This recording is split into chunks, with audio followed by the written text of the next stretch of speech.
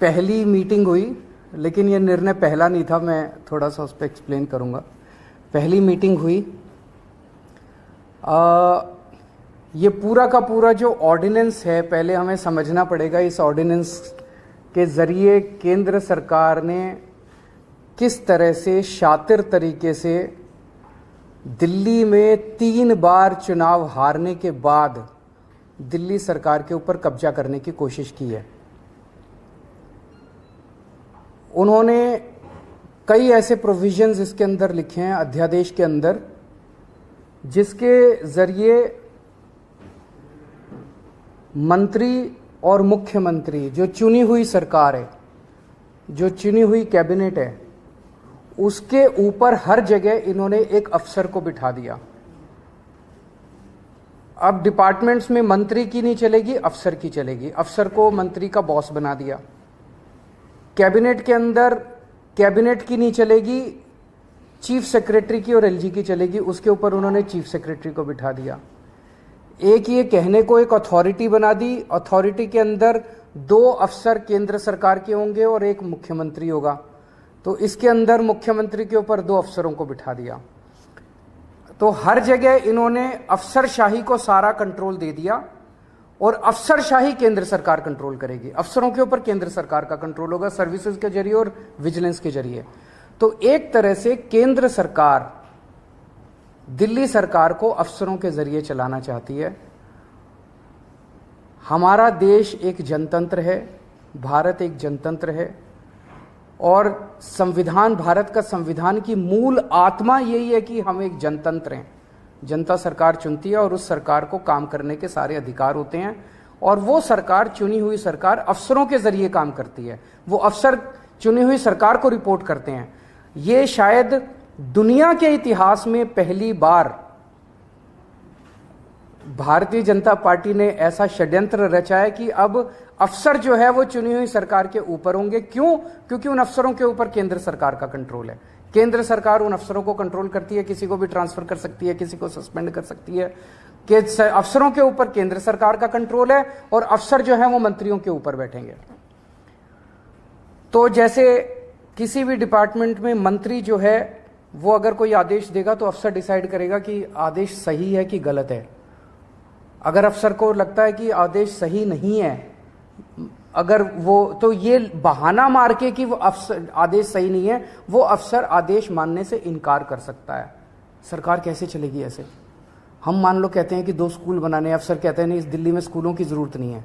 अगर अफसर लिख दे फाइल पे दिल्ली में स्कूलों की जरूरत नहीं है तो स्कूल नहीं बनेंगे।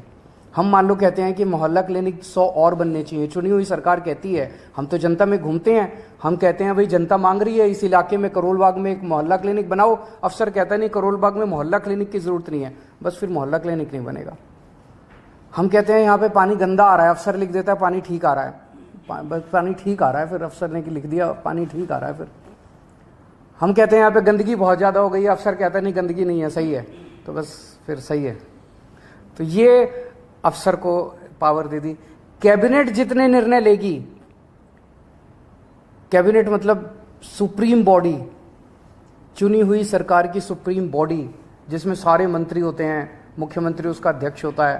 तो कैबिनेट जो भी निर्णय लेगी वो निर्णय सही है कि गलत है, ये चीफ सेक्रेटरी डिसाइड करेगा।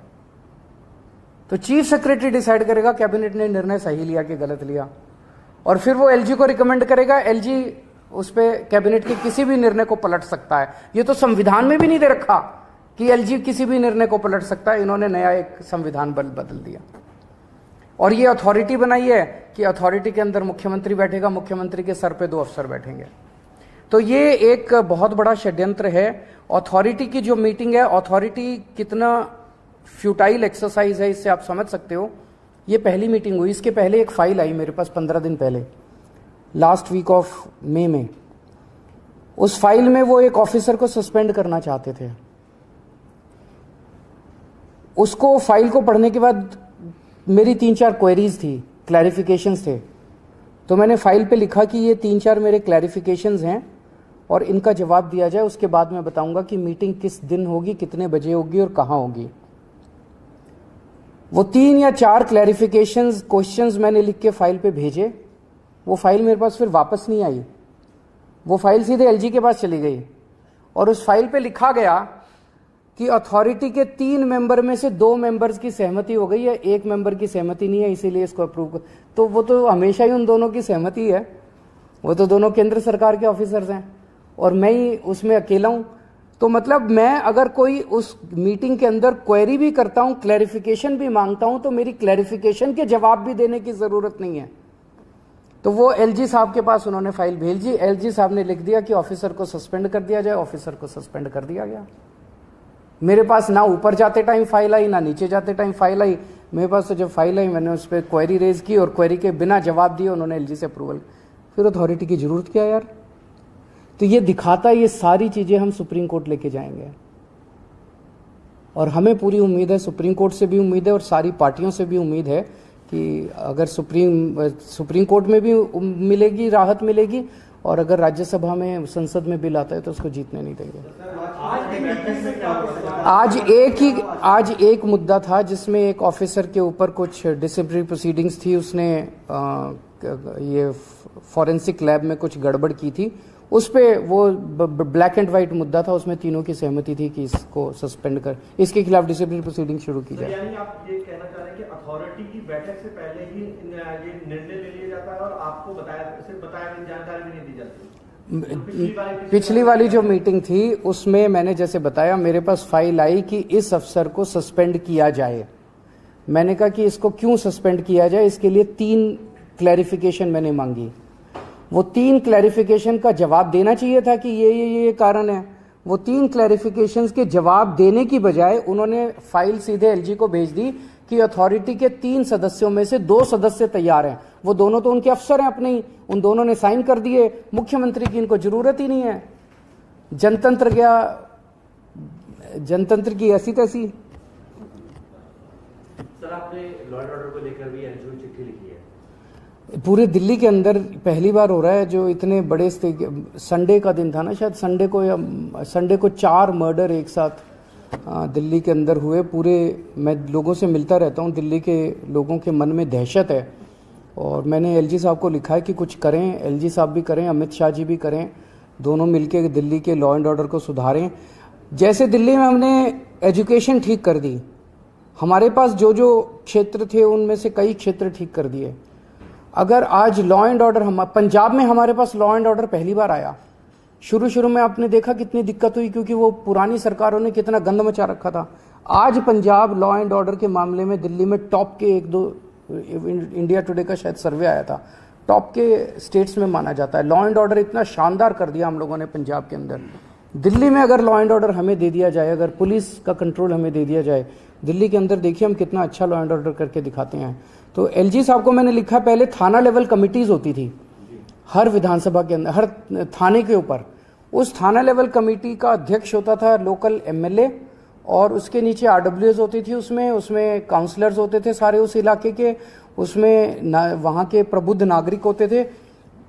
महीने में एक बार ये कमेटी मिला करती थी। इस कमेटी को रिवाइव करने की जरूरत है। 2013 में जब से हमारी सरकार बनी 15 में, तब से ये थाना लेवल कमेटी को डिसबैंडल कर दिया गया था, इसको दोबारा रिवाइव करना चाहिए। सर 23 तारीख को विपक्ष की मीटिंग है सर, कांग्रेस का स्टैंड क्लियर नहीं हो पा रहा है, इसको लेकर आप क्या सोचते हैं? इस कांग्रेस से मैं उम्मीद करता हूँ सारी पार्टियां पूछेंगी उस मीटिंग में, भाई आप अपना स्टैंड बताइए। और मैं समझता हूं कि सबसे पहला, उस मीटिंग का सबसे पहला एजेंडा होगा अध्यादेश, कि दिल्ली के अंदर जनतंत्र को खत्म करने के लिए, और मैं वहां सारी पार्टियों को समझाऊंगा, टेक्निकली भी कॉन्स्टिट्यूशन लेके जाऊंगा, मैं संविधान लेके जाऊंगा, कि आप ये ना समझें कि ये दिल्ली आधा राज्य है इसलिए दिल्ली के बारे में ये अध्यादेश आया है। ये अध्यादेश तमिलनाडु में भी आ सकता है, ये अध्यादेश महाराष्ट्र में भी आ सकता है, वेस्ट बंगाल में भी आ सकता है, पंजाब में भी आ सकता है।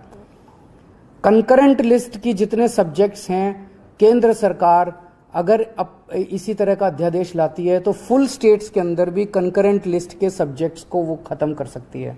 इलेक्ट्रिसिटी हो गया, एजुकेशन हो गया, कई सारे सब्जेक्ट्स हैं कंकरेंट लिस्ट के अंदर जिनको इस किस्म का अध्यादेश लाके फुल स्टेट्स के अंदर खत्म किया जा सकता है।